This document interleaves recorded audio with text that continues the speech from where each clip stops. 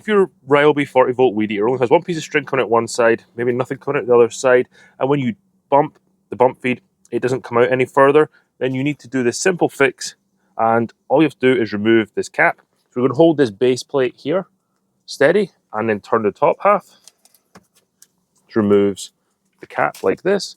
I'm going to pull this out, rewind all this string, something in here is caught, and then rewind the string again, and you should be back up and in business. Put this back together, drop this in here, there's no string line left in here now. Line up the arrow on the cap here with the arrow right here. And then hopefully you've had your Weetabix this morning. Hold this base plate and then turn and lock that back in place. Line up the arrows on the top here with the arrows on this head here. And then you can re-thread your string through again. Use a straight piece to make sure it goes all the way through because it's already been in there, or just go and get a fresh piece, throw this piece out. Sometimes the easiest thing to do. Push it through, pull half through to the left hand side and half through to the right hand side. Hold the base steady and then turn this clockwise. If you still have the tool, you can use that too.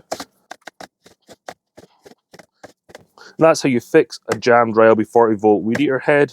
And now you've got two pieces of string ready to go and weed eat again.